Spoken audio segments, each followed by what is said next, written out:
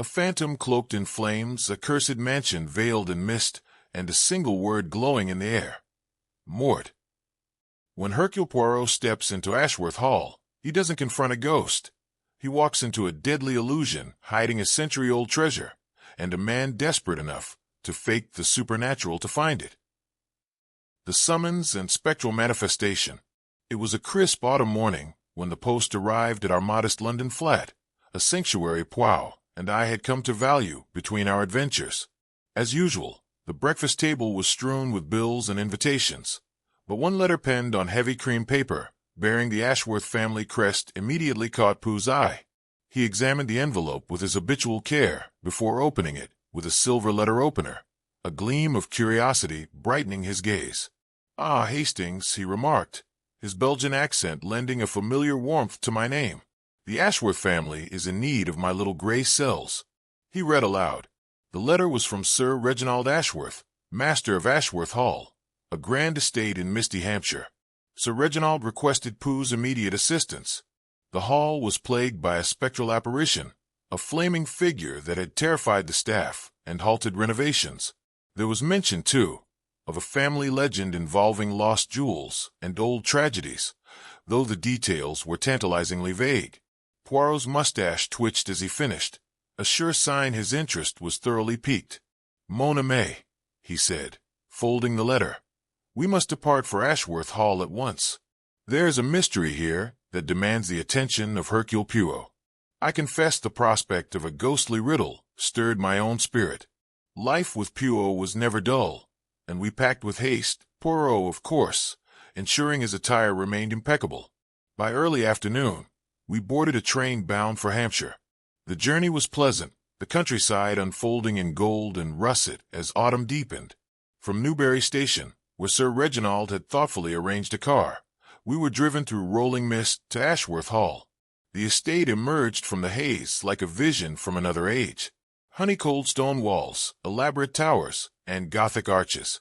I felt a shiver of anticipation, or perhaps unease, as we approached. At the entrance, Mrs. Dorothy Lacey, the housekeeper, greeted us. Her stern face and upright posture spoke of decades of service, but her eyes betrayed anxiety. "Mr. Poirot, Captain Hastings, thank you for coming. The staff are quite beside themselves." Poirot inclined his head. "Madam, I am at your service. Perhaps you could show us to Sir Reginald." Mrs. Lacey led us through the cavernous foyer. Ashworth Hall's interior was as splendid as its exterior. Soaring ceilings, medieval tapestries, and a massive stone fireplace dominated the great hall. Yet for all its grandeur, tension hung in the air. Servants moved in hushed steps, glancing nervously at shadows. Sir Reginald awaited us in the library, a room of oak-paneled walls and towering bookshelves. He rose to greet us, a tall man with an honorable bearing, though a certain naivety softened his expression. "Mr. Poirot, Captain Hastings, I cannot thank you enough for coming," he said, his voice tinged with relief. "This phantom has brought nothing but fear and disruption to my home." "Over tea." Poirot naturally declined the English brew in favor of his preferred tisane. Sir Reginald recounted the troubling events. The phantom, he explained, was a figure cloaked in flames, appearing in the great hall and writing ominous messages before vanishing. The most recent sighting left the word Mort glowing in the darkness, a chilling promise of death that sent several maids fleeing. Even Sir Reginald admitted to unease. Poirot listened intently. "And this phantom, Sir Reginald, has it caused any harm beyond these appearances?" "Not yet," Sir Reginald replied, "but the fear it inspires is harm enough. I dread what it may portend for Ashworth Hall." Poirot's eyes gleamed with determination. "Fear not. Mon ami Poirot shall restore order." Mrs. Lacey then showed us the estate. The ground stretched across 5,000 acres with formal gardens, ancient oaks, and a mist-shrouded private lake. The house itself was a marvel, its corridors a maze of history. Passing the Egyptian room, Sir Reginald gestured to a collection of artifacts. "My great-grandfather was fascinated by Egyptian mythology," he explained. "The death masks and hieroglyphics are quite remarkable, yet the nervous atmosphere persisted. Servants whispered, and Mrs. Lacey avoided lingering near the great hall. As we walked a long gallery lined with stern-faced Ashworth ancestors, Poirot paused before a convex mirror. "Interesting," he murmured. "These mirrors, they are original." "Yes," Mrs. Lacey replied. "Installed during the Victorian renovations." Poirot said no more, but I saw the wheels turning in his mind. That evening, as the mist thickened, Mrs. Lacey approached us with visible anxiety. "The manifestations have grown more frequent, Mr. Poirot. 3 nights running now," she confided. "Poirot proposed a vigil in the great hall. If this phantom is to appear, Hastings, we must observe it with our own eyes," he declared. The great hall was vast, its ceiling high, tapestries muted by time, and the fireplace cold. By candlelight, the room took on an otherworldly quality. I noted the mirrors, strategically placed, and the faint drafts, though no windows stood open. We took our places, the silence broken only by the ticking of a long case clock. The hours crept by. Then, as the clock struck midnight, a faint sound, a whisper like silk on stone, roused me. "Poirot," I hissed. "Did you hear that?" He raised a finger. "Calm yourself, mon ami. It is merely the wind." But it was not the wind. A figure materialized at the far end of the hall, cloaked in flames that danced and flickered. It moved in silence, face obscured, and in its hand it held a fiery quill. With slow, deliberate strokes it traced more tea in the air. The letters glowed, then faded. The phantom vanished, leaving only a chill behind. I sprang to my feet. "Good heavens, Poirot! Did you see that?" Pooh was already moving, darting to where the apparition had stood. He stooped and retrieved a scrap of fabric, its edges glowing faintly. He sniffed delicately. "Zinc sulfide," he murmured, satisfaction in his voice. "A clever trick, but a trick nonetheless." I was still trembling, but Poirot's calm steadied me. "You mean to say it's not a ghost?" He chuckled. "Mynheer Hastings, there are no such things as ghosts. This is the work of a human hand, and a most ingenious one." He paced the hall, eyes roving over the walls and floor. "Notice, Hastings, the placement of the mirrors. They are aligned at precise angles to reflect light or an illusion from one to another. And these drafts, there must be hidden passages behind these walls." I followed his gaze.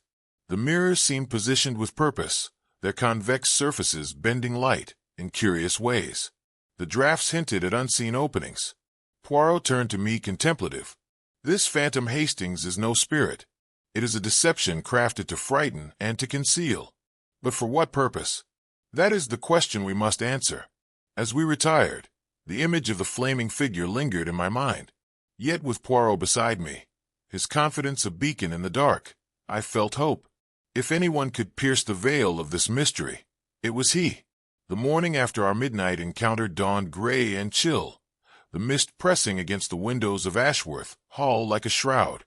I found Poirot already at work in our sitting room, his neat figure bent over a roll of parchment spread across the table.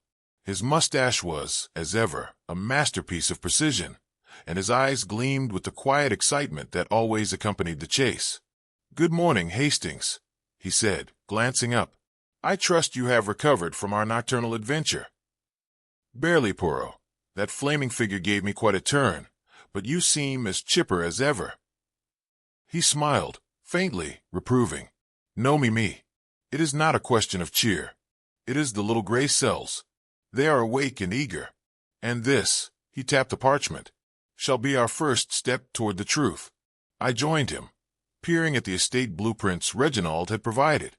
They mapped Ashworth Hall in meticulous detail, winding corridors, hidden staircases, and most intriguingly, the placement of mirrors throughout the great hall.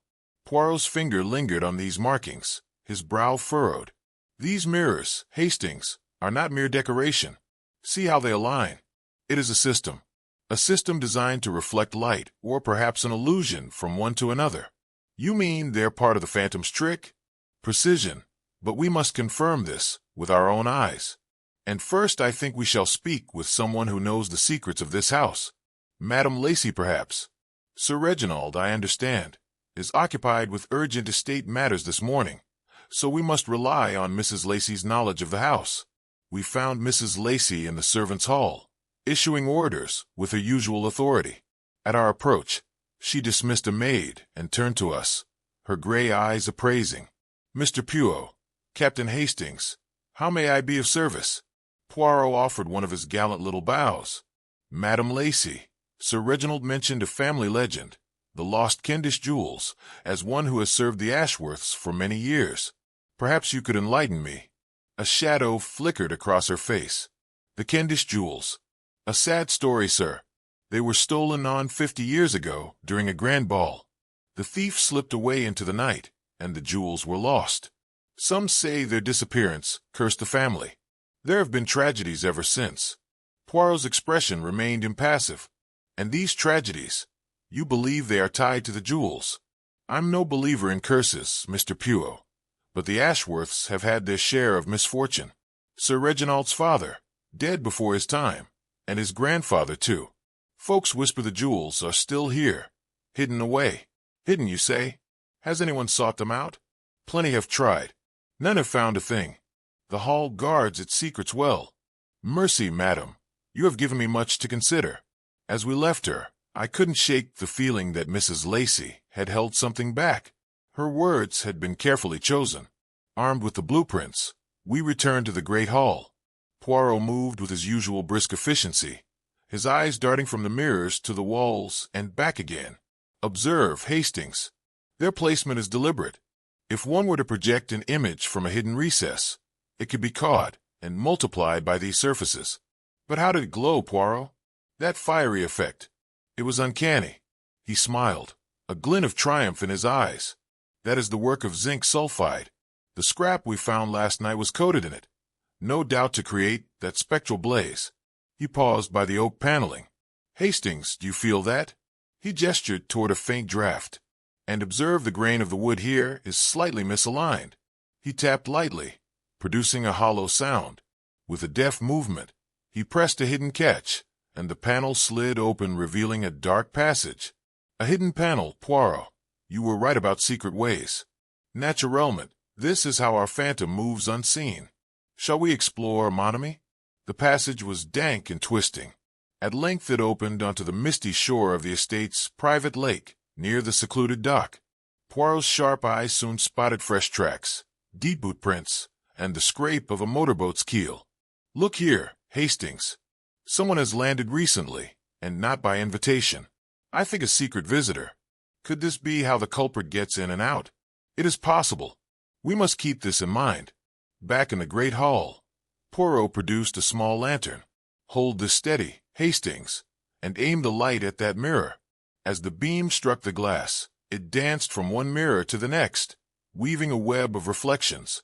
Poirot adjusted the angle, and suddenly the light converged in the center of the room, forming a faint, shimmering shape.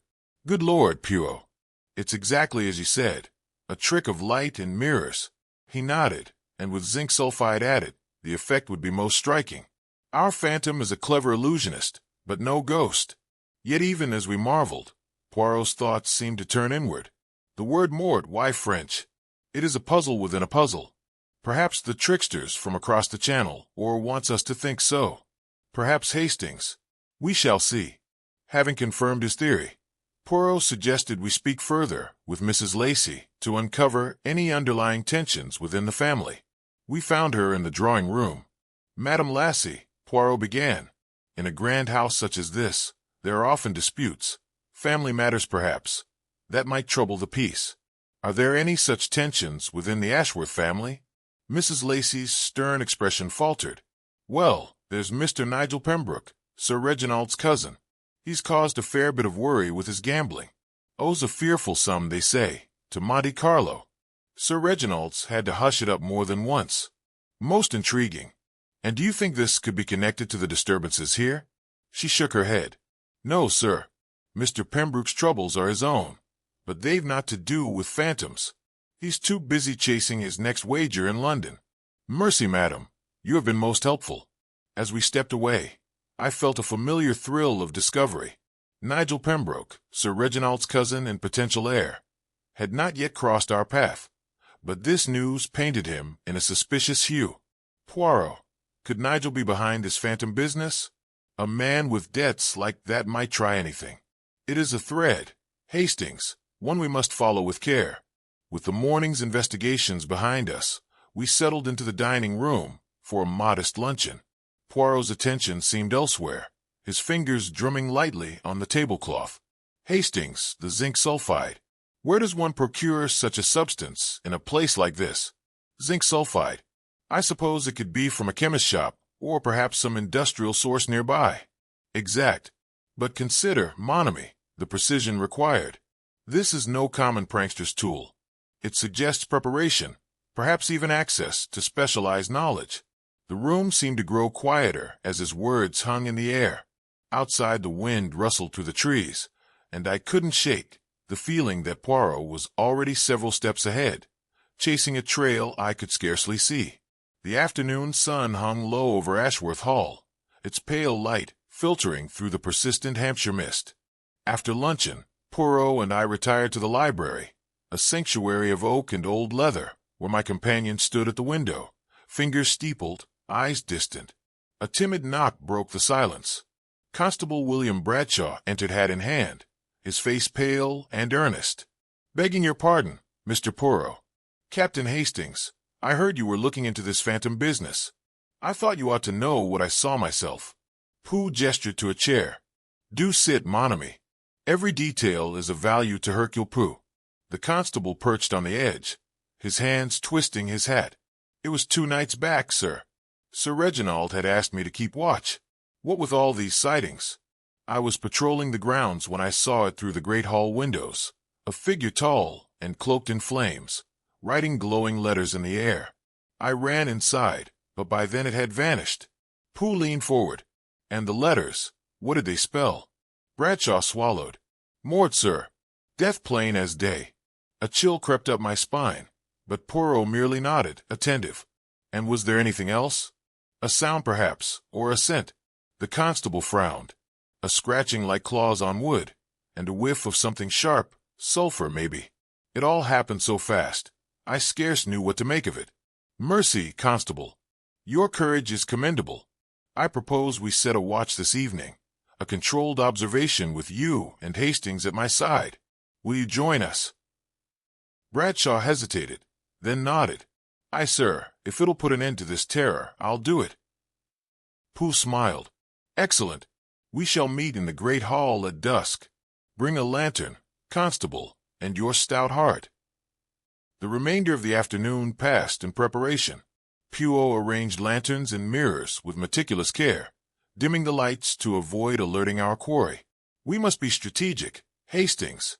You and I shall conceal ourselves behind these hangings. The constable will take up his post near the entrance, as if on patrol. The phantom must believe itself unobserved, yet we shall see all." Dusk fell, the mist thickening. We took our places, Poirot and I, behind a tapestry, Constable Bradshaw by the entrance. Through a narrow gap, I watched the hall, its mirrors glinting, the fireplace, a silent sentinel, the clock ticking steadily. The hours dragged. Then, as midnight struck, a scratching sound pierced the quiet. "Pro," I whispered. "Did you hear that? We Hastings, be ready." A low, mournful wail echoed from the walls. A chill settled over the room as a figure emerged from the shadows at the far end, cloaked in flickering flames. It bore subtle hieroglyphics, Anubis symbol gleaming at the collar. In its hand gleamed a dagger, the blade dripping with what looked like blood. Poirot's whisper held me back. "Wait, mon ami. Observe." The phantom glided forward, tracing vengeance in the air with the dagger. The letters glowed, then faded. Sensing our presence, it turned to flee. "Now," Poirot cried, bursting from our hiding place. We charged forward. The phantom darted for the wall and vanished through a panel. Poirot's nimble fingers found the catch, and we plunged into the darkness, lanterns casting wild shadows. The projection system is ingenious, Hastings. A modified magic lantern with mirrors for Peppa's ghost. We emerged into the moonlit garden, but the phantom had vanished. Poirot scanned the ground. "Regard this." In the grass glinted a silver cufflink, the Pembroke crest unmistakable. Back in the hall, Poirot examined the puddle left by the dagger. Port, wine, and dye, no blood. Nearby, a Poirot costume and gramophone completed the illusion. Poirot reassured the trembling Bradshaw. "This is no spirit, but a trickster. Soon I shall unmask him." That night, as I lay in bed, I replayed the chase, the phantom's menace, the glinting cufflink, the clever ruse. Who could orchestrate such deception? Mrs. Lacey, Nigel Pembroke, or another yet unseen? One thing was certain, with Poirot on the case, the truth would not remain hidden long. The first light of dawn crept through the heavy curtains of my room, casting a pale glow across the ornate furnishings. I stirred, still haunted by the previous night's pursuit, and found Poirot already awake, his small figure silhouetted against the window, turning over the silver cufflink we had found in the garden. "Good morning, Hastings," he said, not turning. "It appears our phantom is not so spectral after all." I joined him, eyeing the cufflink, a lion and serpent entwined, unmistakably the Pembroke crest. Nigel Pembroke. Poirot's mustache twitched. "It is a strong possibility, but we must not leap to conclusions. Today we delve deeper into the family's past. The Cavendish jewels, I suspect, are at the heart of this masquerade." After breakfast, Sir Reginald greeted us in the library, his face drawn with fatigue. Beside him stood Nigel Pembroke, his charm somewhat diminished by a restless air. Poirot, ever courteous, addressed them both. "Sir Reginald, Mr. Pembroke, I wish to learn more about the Cavendish jewels and your family's history." Sir Reginald sighed. "The jewels vanished during a ball 50 years ago. Their loss has haunted us ever since. Some say the family is cursed." Nigel scoffed, though his eyes darted. "Superstition. Poirot, my uncle died of a heart condition. His father in an accident. There's no curse." Poirot smiled gently. "Yet legends often conceal truths. Have you ever sought the jewels?" "Moo Pembroke." Nigel hesitated. "I've heard the stories, but I have no interest in chasing ghosts." Poirot nodded, unconvinced. "Might I examine the family archives?" "Of course," Sir Reginald replied, gesturing to the shelves. "The diary of the 5th Earl may interest you." Later that morning, Poirot found the leather-bound volume, its pages filled with cryptic notes. "Regard Hastings, a treasure safeguarded by fire and stone, hidden where the flames dance. The great hall's fireplace, perhaps." We hurried there, Poirot's fingers tracing the carved lions on the mantel. "See, Hastings, this carving is slightly ajar." He pressed gently, and a panel shifted, revealing a narrow recess. Just as Sir Reginald mentioned, his father sealed many passages after the war, erasing knowledge of their locations from family memory. Before we could investigate further, Nigel entered, his face pale. "What are you doing?"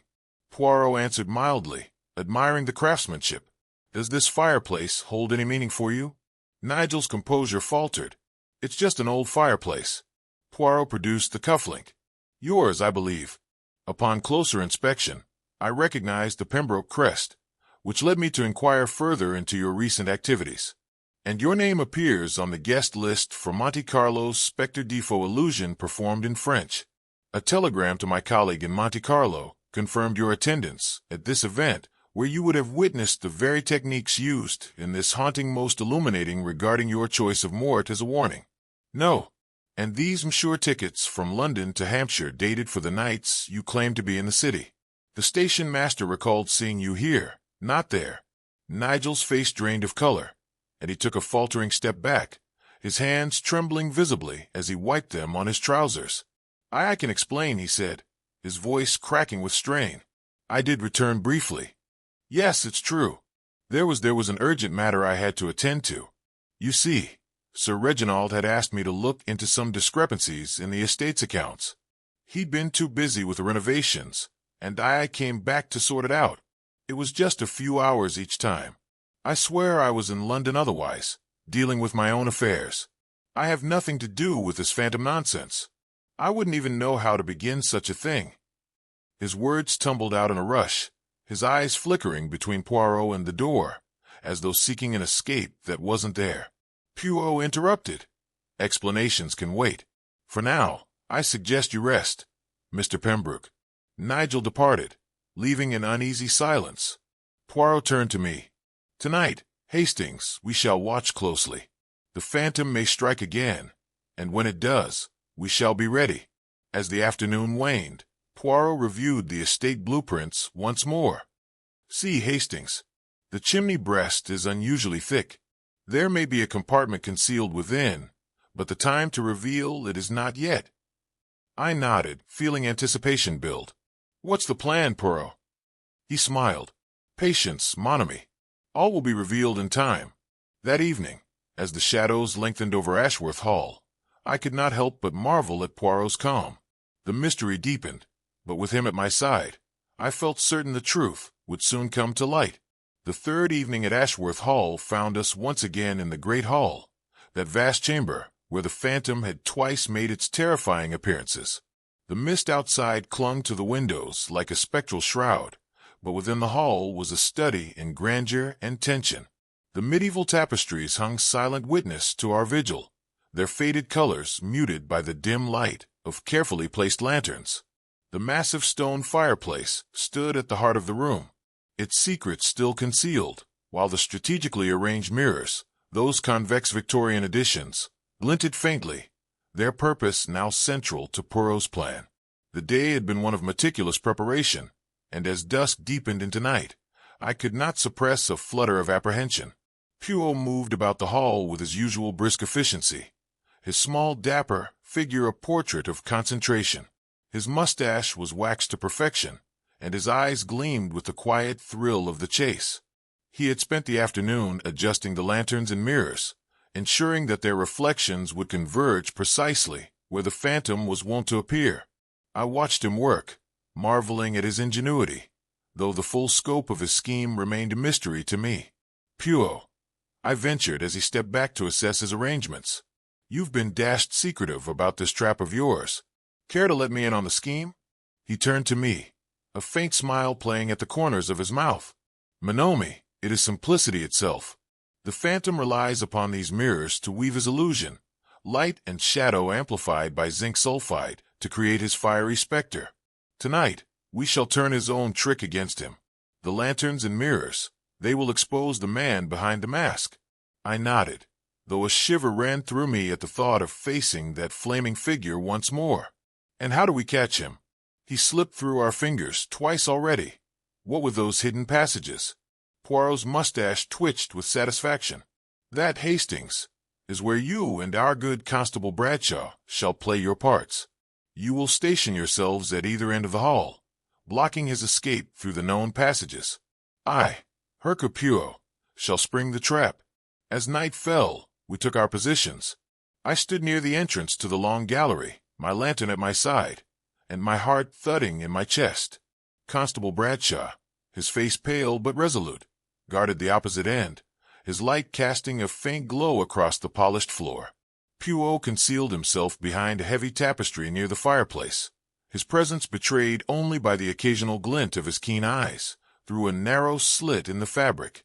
The silence was oppressive, broken only by the steady ticking of the Longueuil clock. The tapestries seemed to loom larger in the gloom, their medieval scenes taking on an almost lifelike quality. My legs ached from standing so long, and I fought the urge to shift my weight, mindful of Poirot's stern injunction to remain still. The air grew colder, a faint draught whispering through the hall from some unseen source, and I found myself glancing nervously at the mirrors, half expecting to see that fiery apparition reflected within. Then, as the clock struck midnight, a soft creak echoed through the stillness, the unmistakable sound of a hidden panel sliding open. My breath caught, and I strained my eyes into the darkness. A flicker of light appeared, faint at first, then growing into a blaze that seemed to ignite the very air.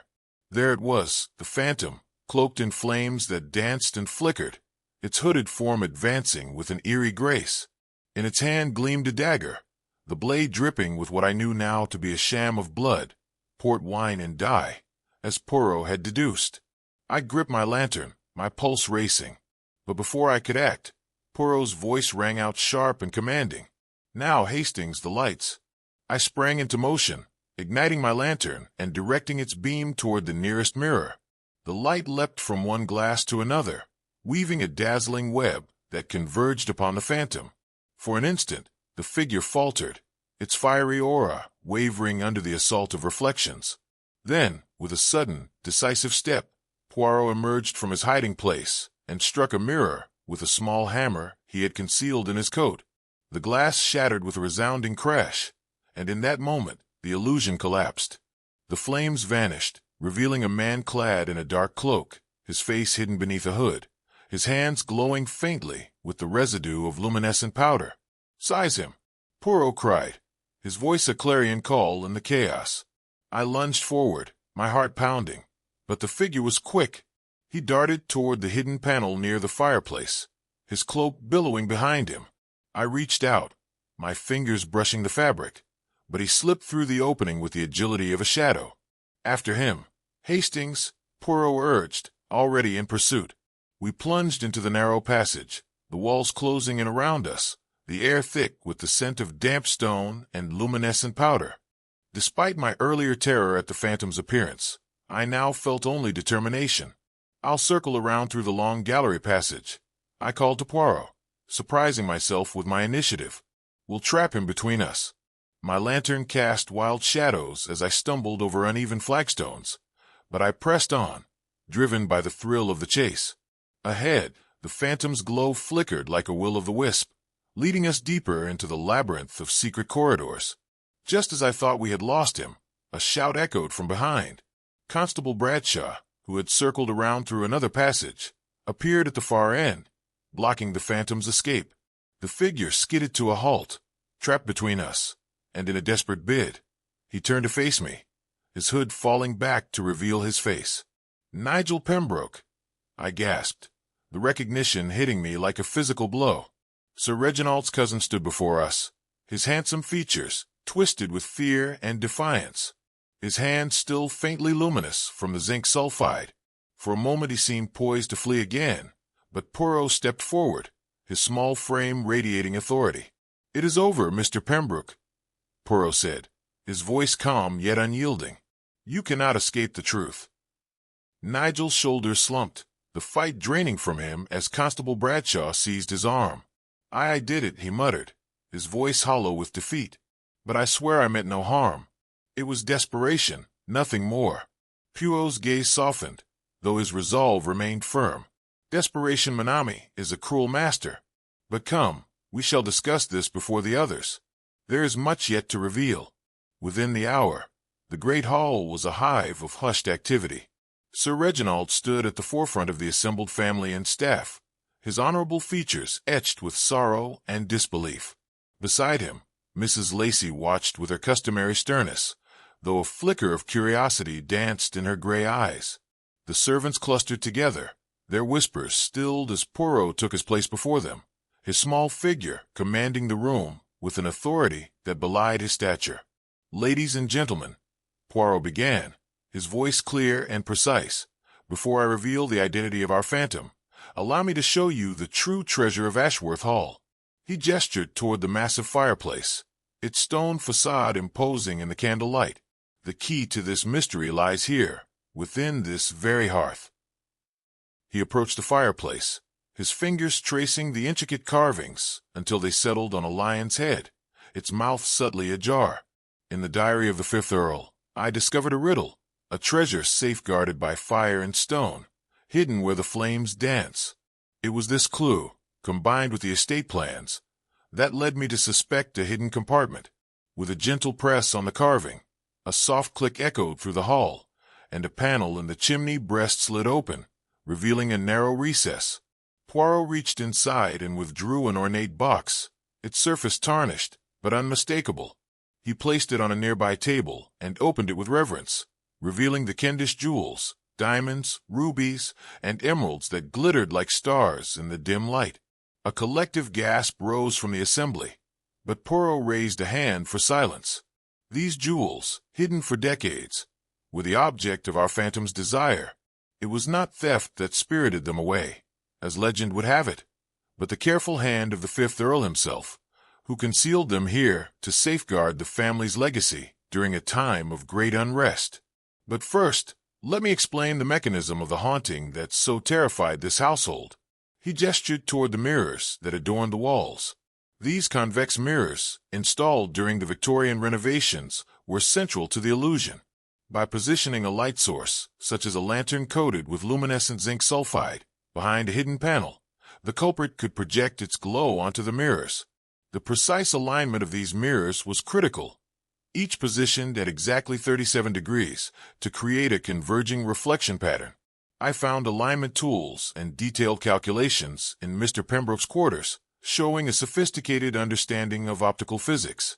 The convex surfaces distorted and multiplied the light, creating the appearance of a floating fiery figure.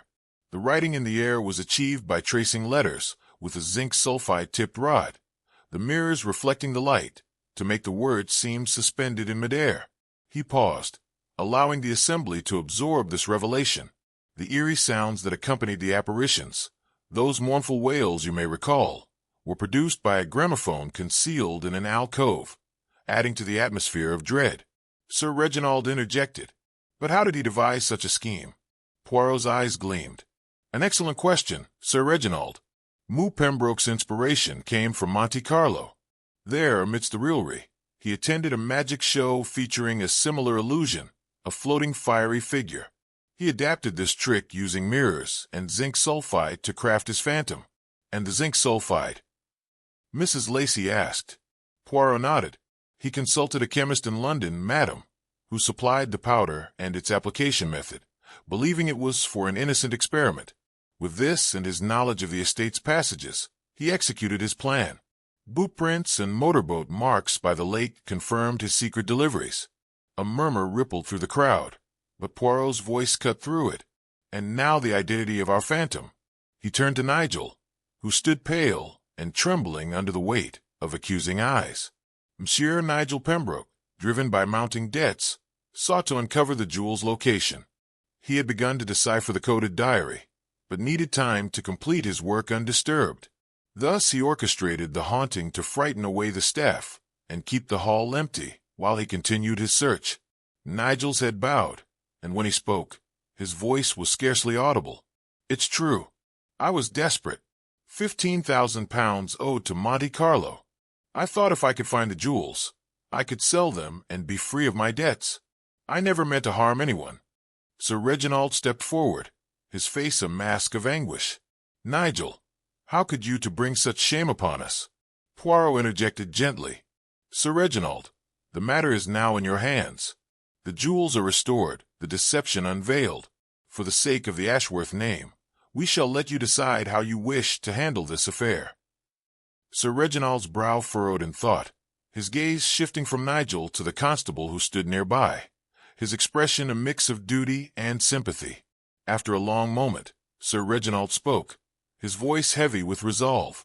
Constable Bradshaw, I must ask for your discretion in this matter. For the honor of my family, this must remain within these walls. Lady Ellalinina returns from Paris next week to finalize our wedding arrangements. A scandal now would devastate her reputation in society and cast a shadow over our future. I cannot allow that. Bradshaw nodded solemnly. Of course, Sir Reginald, I'll not breathe a word of it. Turning back to Nigel, Sir Reginald continued. As for you, cousin, you must leave England, go abroad, and start anew.